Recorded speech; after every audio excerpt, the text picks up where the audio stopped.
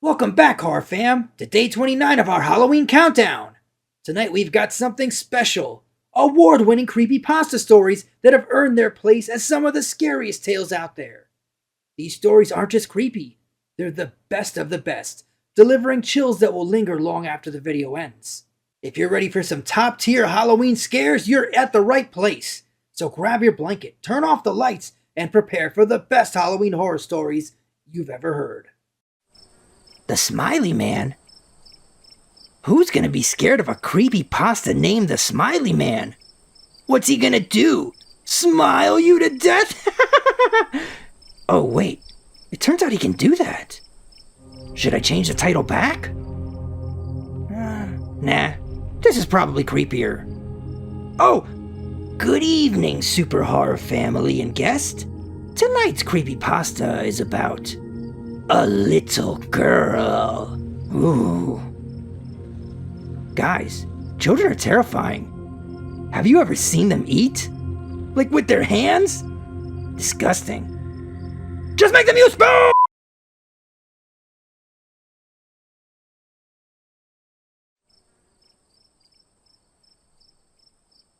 "It's time to come in, Evie," said my wife to our 6-year-old daughter.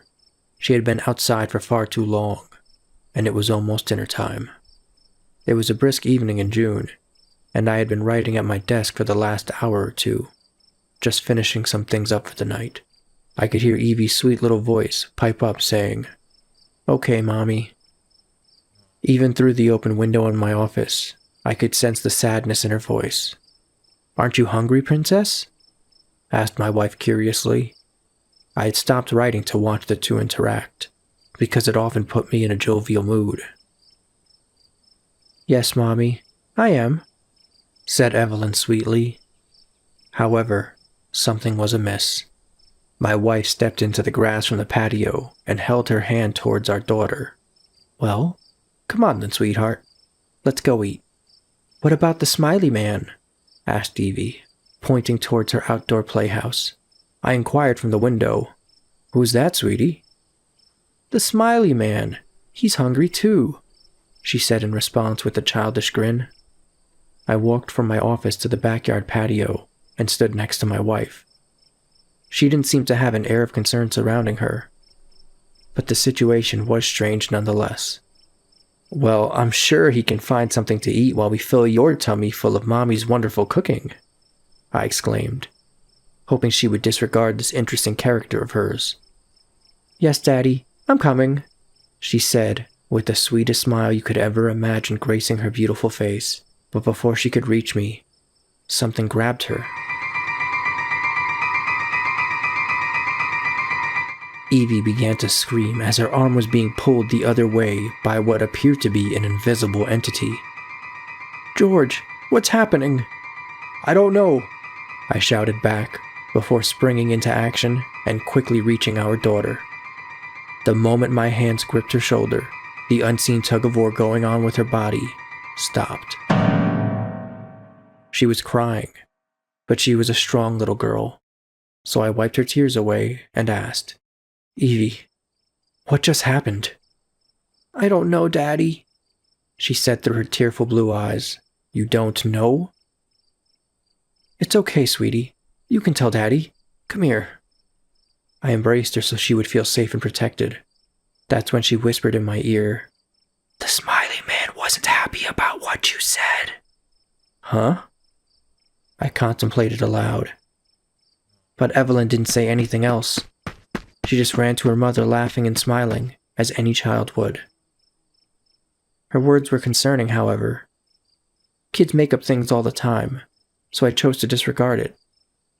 Although what happened to her seemed quite realistic, maybe a little too real for a child to make up.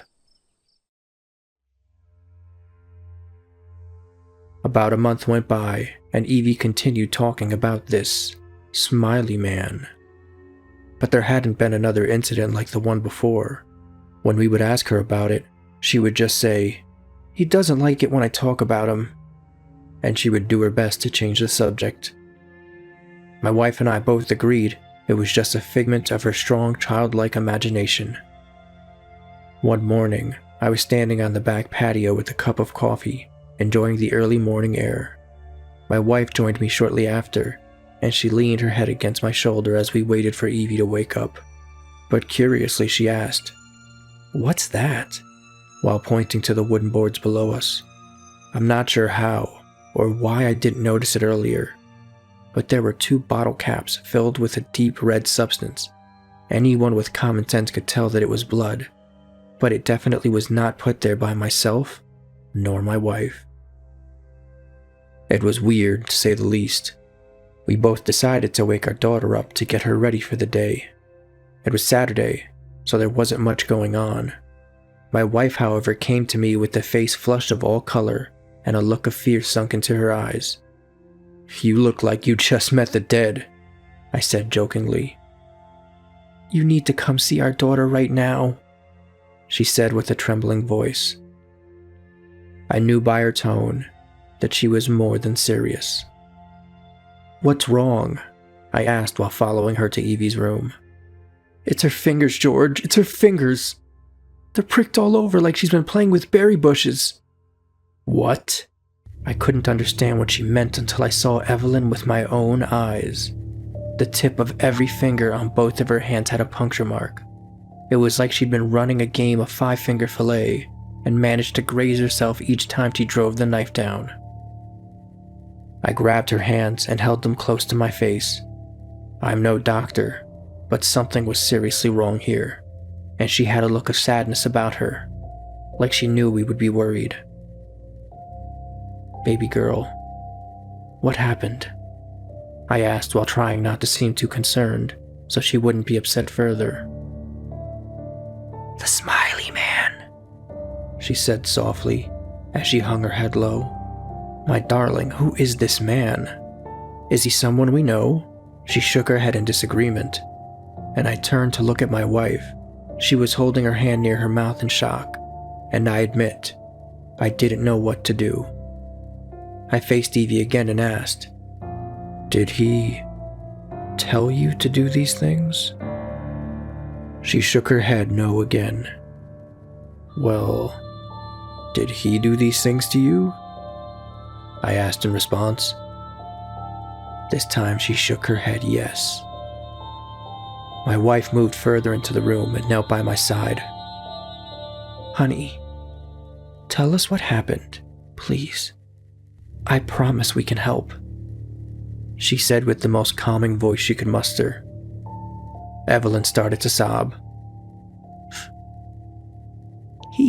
He poked my fingers." Then she turned her teary eyes towards us. "He said he needed to feed." "Feed?" I asked, and my wife and I look at each other in confusion. "No, Daddy, feed," she said again. I realized this time that her missing teeth were causing her to mispronounce the letter F. I raised my eyebrows and held her hands within mine. "Do you mean feed, sweetie?" She nodded, and I must say I felt a genuine unsettling sensation in the pit of my stomach. My wife gripped my shoulder, and we both stared at our daughter, who at this moment was incredibly vulnerable. My wife and I helped address her wounds, and made a note to talk to a doctor. Clearly there was something wrong, and I wasn't sure who exactly would be able to help. I hated not knowing, and I knew my wife felt the same way. But things escalated violently from that day on. The doctor said that she'd likely gotten into something she shouldn't have, and was placing the blame on this Smiley Man, so that she wouldn't get in trouble. I understood that, but other things began happening. Things that clearly weren't because of her. We had a cat named Sammy that suddenly didn't want to be near Evelyn. She had never hurt the cat. In fact, they were inseparable. Now Sammy would hiss whenever Evie was around, and had even tried to swipe at her. Obviously Evie didn't understand why that was happening, and neither did we. I felt really bad for her, because she loved that cat. Then, things began to go missing. First, it was my wife's wedding ring, and then it was my wallet. They weren't stolen by a thief, because both items in question were in our possessions quite literally minutes before they went missing.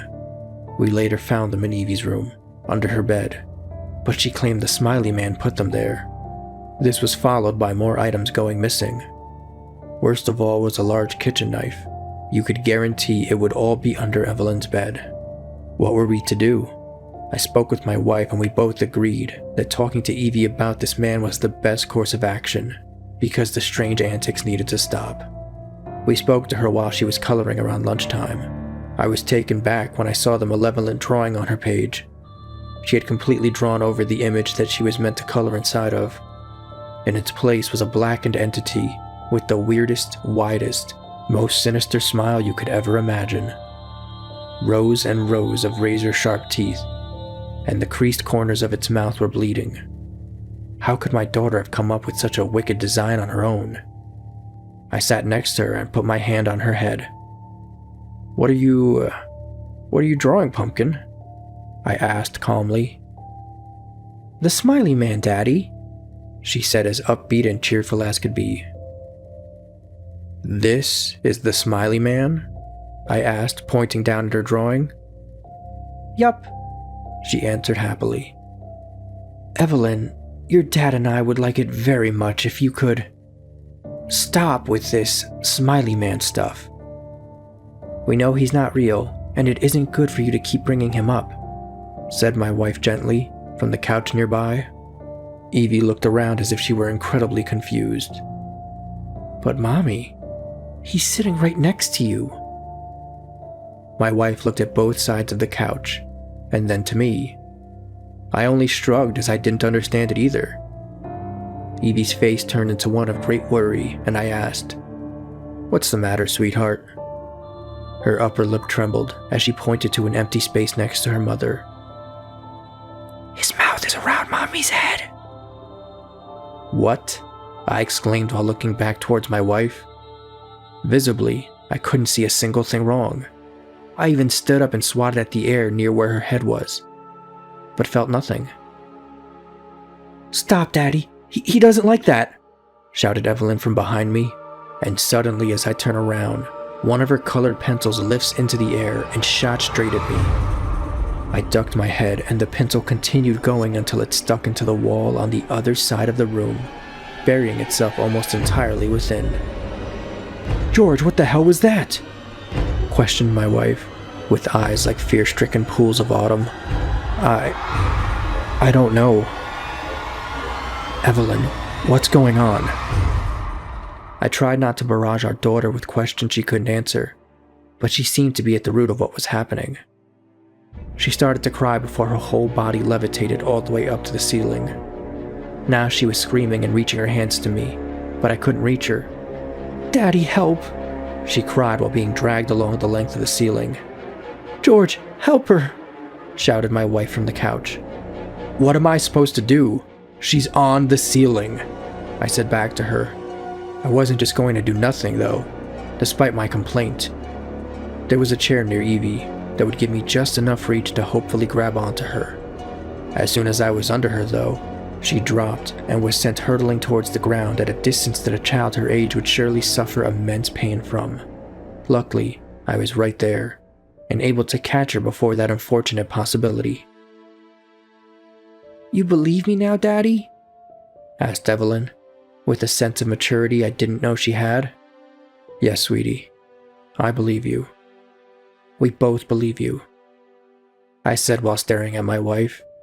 She was visibly shaking, and understandably so. However, we didn't know what to do about this smiley man plaguing our daughter. What's even worse is that Evelyn began to get sick. Really sick. One morning she woke up looking incredibly under the weather. Her black hair had a sheen to it, like it was wet, but she hadn't taken a bath. Her skin was a greenish-blue hue, and her face was gaunt.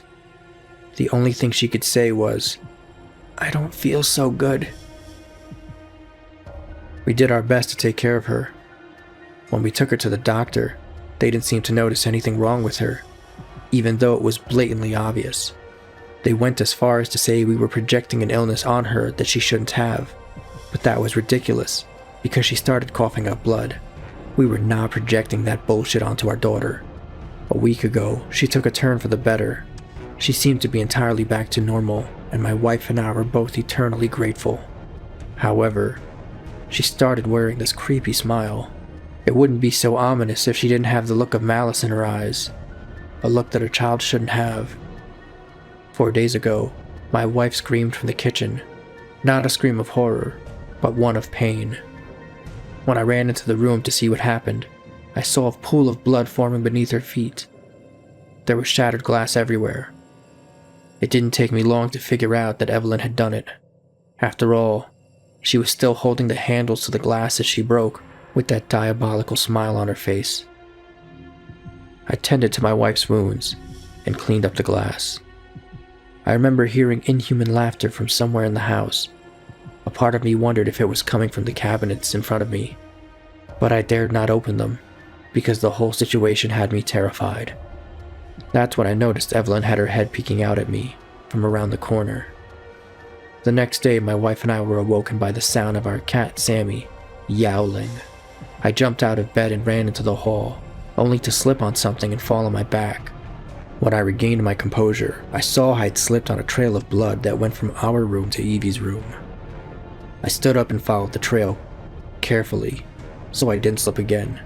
When I entered her room that day, I was horrified.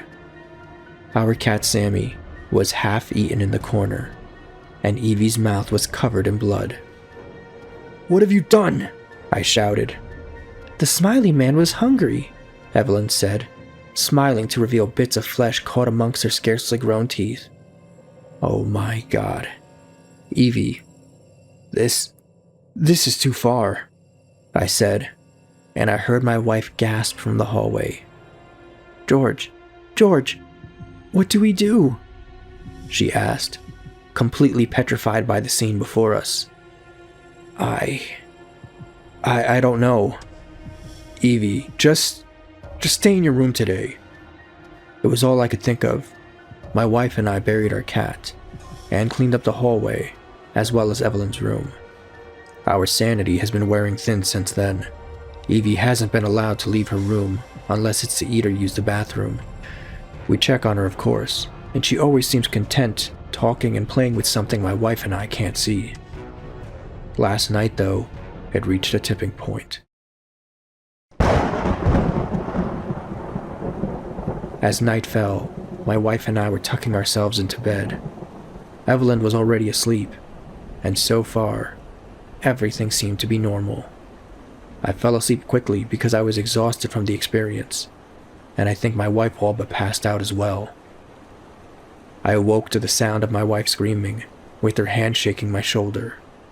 When I sat up and asked her what was wrong, she said, "Evie was just in here. She was staring right at me, but it wasn't her face. It was like her mouth stretched away from her, or maybe her face just got wider." I could hear and feel my wife's rapid breathing, and knew that it had most likely not been a bad dream. "Where did she go?" I asked, trying to rub her back for comfort. "She scurried off, on all fours like an animal, but it was fast, George, and her arms and legs, they looked long like a spider's. What's happening to our daughter?" "I don't know, but I'm about to find out," I said as I got out of bed and walked to the darkened hallway. I felt a certain heaviness in the air, and smelled a foul stench that lingered so thick you could taste it. When I looked to the end of the hallway, there was Evelyn, peeking out at me like a kid who's hiding would do. She then beckoned me with her pointer finger, and I almost complied. That was before I heard the voice of my daughter from behind me.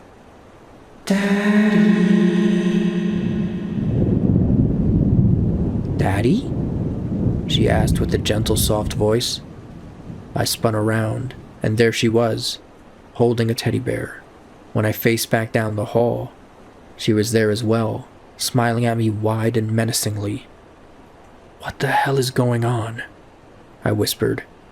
But then, Evelyn, the one at the end of the hall, stretched her arm across the width of the entire entryway. Then a leg, then another arm, then another leg. I reached back to see if the other Evelyn was there, but she wasn't. Was it an illusion? I still don't know. The nightlight in the hallway illuminated Evelyn's elongated body, as she crawled up the wall onto the ceiling, and her neck stretched thin until it was barely held on. An unnaturally wide smile dawned the face of my child, and all I could do was run back into the bedroom. I slammed the door behind me and told my wife we were leaving. We had to leave. "What's happening?" she asked in protest. "She's crawling on the goddamn ceiling," I shouted back as I did. I heard that same devious laughter from the kitchen outside our door, accompanied with the thudded sounds of what I can only assume was Evelyn crawling on the ceiling.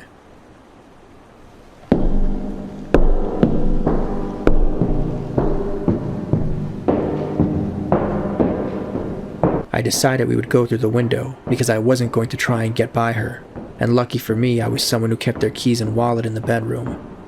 It's a good thing they didn't go missing again.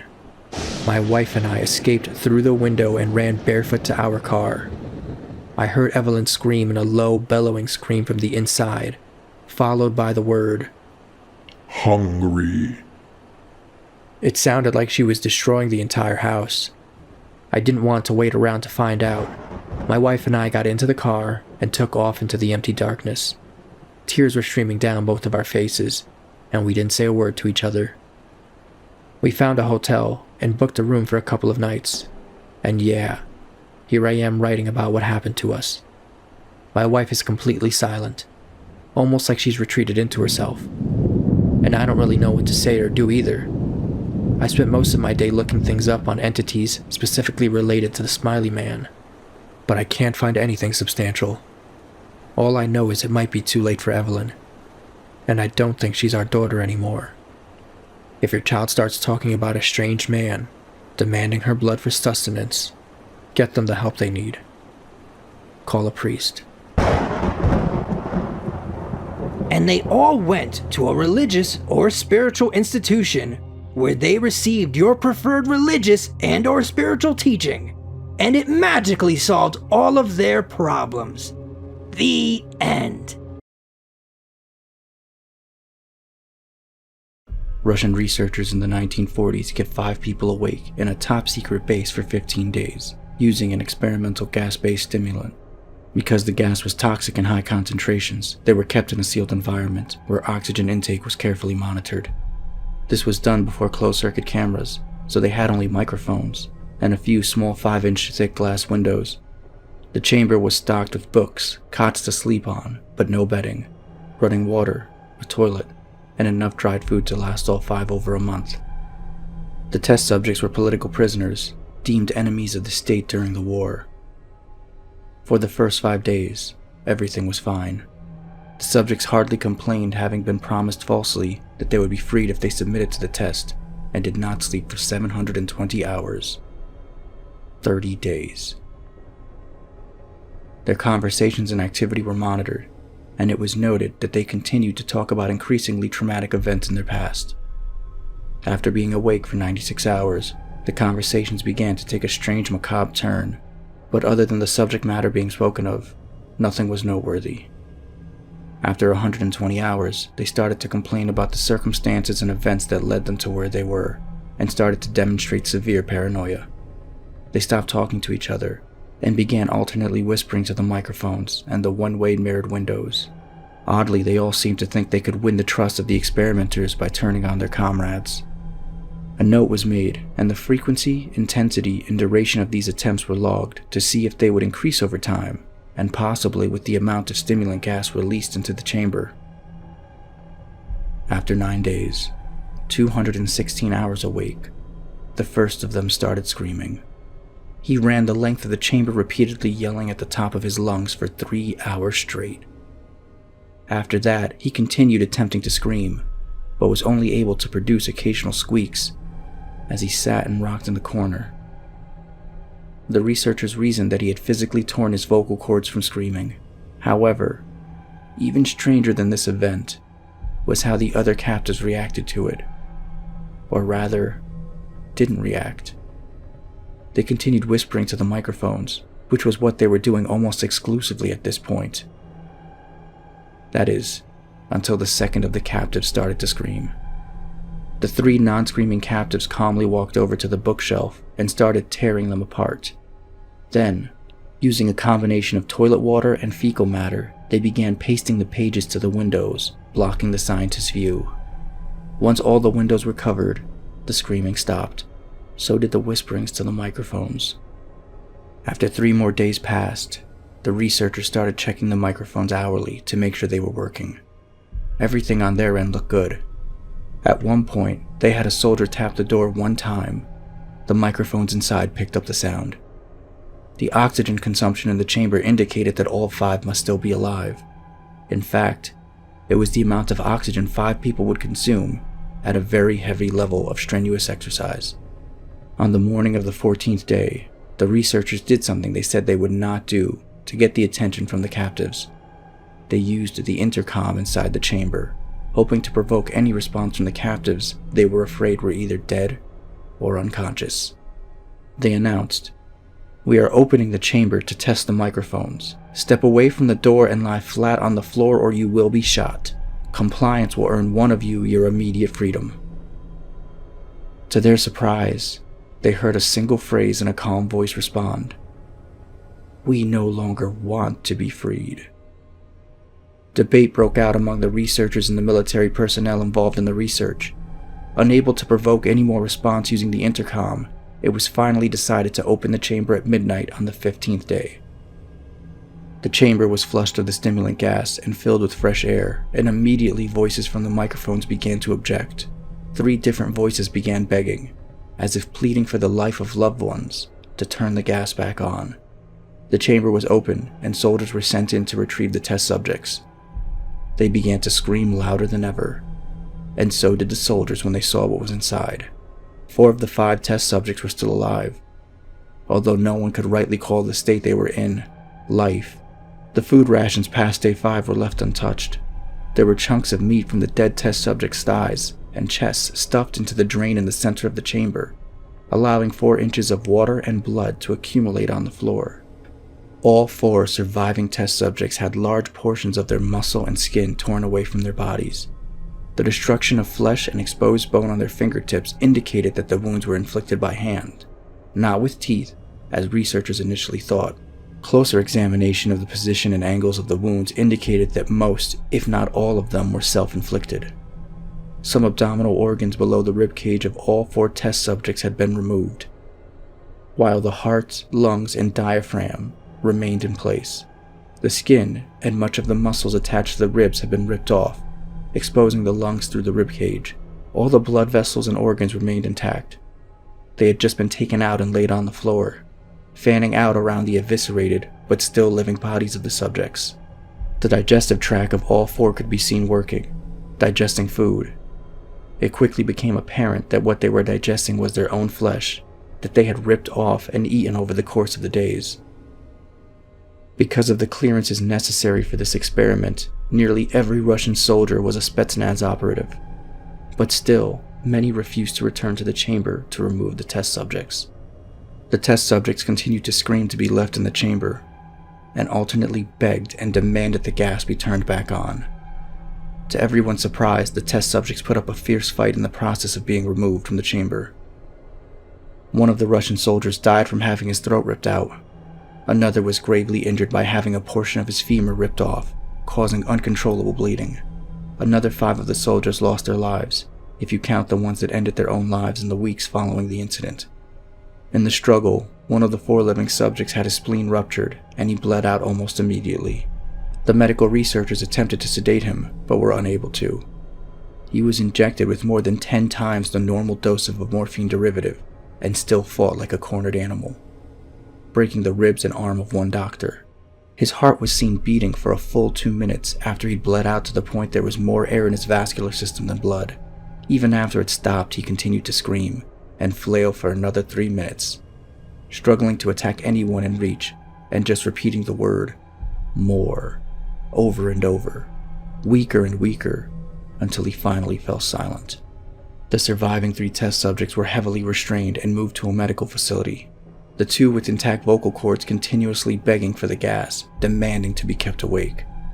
The most injured of the 3 was taken to the only surgical operating room in the facility, In the process of preparing the subject to have his organs placed back within his body, it was found he was effectively immune to the sedative they had given him to prepare him for surgery.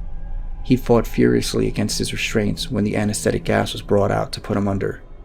He managed to tear most of the way through a 4-inch wide leather strap on one wrist, even through the weight of a 200-pound soldier holding that wrist as well. It only took a little more anesthetic gas than normal to put him under, and the instant his eyelids fluttered and closed, his heart stopped. In the autopsy of the test subject that had died on the table, it was found that his blood had tripled the normal oxygen level. His muscles that were still attached to his skeleton were badly torn, and he had broken 9 bones in his struggle to not be subdued. Most of them were from the force of his own muscles. The second survivor had been the first of the group of 5 to start screaming. His vocal cords were destroyed. He was unable to beg or object to surgery, and he only reacted by shaking his head violently in disapproval when the anesthetic gas was brought near him. He shook his head yes when someone suggested, reluctantly, that they try the surgery without the anesthetic, and he did not react for the entire 6-hour procedure of replacing his missing organs and attempting to cover them with what remained of his skin. The surgeon presiding stated repeatedly that it should be medically impossible for the patient to still be alive. One terrified nurse assisting the surgery stated that she had seen the patient's mouth curl into a smile several times whenever his eyes met hers. When the surgery ended, the subject looked at the surgeon and began to wheeze loudly, attempting to talk while struggling. Assuming this must be something of drastic importance, the surgeon sent for a pen and pad so the patient could write his message. When he got it, the message was simple: keep cutting. The other 2 test subjects were given the same surgery, both without anesthetic as well. They had to be injected with the paralytic for the duration of the operation. It was necessary to stop the patients from laughing. The surgeon found it impossible to perform the operation while the patients laughed maniacally. Once paralyzed, the subjects could only follow the attending researchers with their eyes. The paralytic cleared their system in an abnormally short amount of time, and they were soon trying to escape their bonds. The moment they could speak, they were again asking for the stimulant gas. The researchers tried asking why they had injured themselves, why they ripped out their own guts, and why they wanted to be given the gas again. Only one reply was given: I must remain awake. All 3 subjects' restraints were reinforced, and they were placed back in the chamber, awaiting determination as to what's to be done with them. The researchers, facing the wrath of their military benefactors for having failed the stated goals of their project, considered euthanizing the surviving subjects. The commanding officer, an ex-KGB, instead saw potential and wanted to see what would happen if they were put back on the gas. The researchers strongly objected, but were overruled. In preparation for being sealed in the chamber again, the subjects were connected to an EEG monitor and had their restraints padded for long-term confinement. To everyone's surprise, all 3 stopped struggling the moment it was let slip that they were going back on the gas.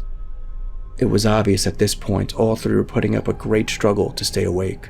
One subject that could speak was humming loudly and continuously. The mute subject was straining his legs against the leather bonds with all his might. First left, then right, then left again, for something to focus on. The remaining subject was holding his head off his pillow and blinking rapidly. Having been the first to be wired for EEG, most of the researchers were monitoring his brainwaves in surprise. They were normal most of the time, but sometimes would flatline inexplicably. It looked as if he were repeatedly suffering brain death before returning to normal. As they focused on the paper scrolling out of the brainwave monitor, only one nurse saw his eyes slip shut at the same moment his head hit the pillow, then flatlined for the last time as his heart simultaneously stopped. The only remaining subject that could speak started screaming to be sealed in now. His brainwaves showed the same flatlines as the one who just died from falling asleep. The commanding officer gave the order to seal the chamber immediately, with both subjects inside, as well as 3 researchers. One of the 3 researchers immediately drew his gun and shot the commander point blank between the eyes, then turned the gun on the mute subject and blew his brains out as well. He pointed his gun at the remaining subject, still restrained to the bed, as the remaining members of the medical research team fled the room. I won't be locked in here with these things. Not with you. What are you? He demanded. I must know. The subject smiled. Have you forgotten so easily? The subject asked. We are you. We are the madness that lurks within you all, begging to be free at every moment in your deepest animal mind. We are what you hide from in your beds every night. We are what you sedate into silence and paralysis when you go into the nocturnal haven where we cannot tread. The researcher paused, then aimed at the subject's heart and fired. The EEG flatlined as the subject weakly choked out. So, nearly free. And that's it for day 29, horror fam. I hope you enjoyed these award-winning creepypasta stories, and they gave you the chills you've been looking for this Halloween season. But don't get too comfortable. There's still more spooky fun ahead in our Halloween countdown. Make sure you're subscribed, hit that notification bell, and join us tomorrow for day 30. Until then, stay spooky, stay safe, and as always, take good care of yourselves, horror fam.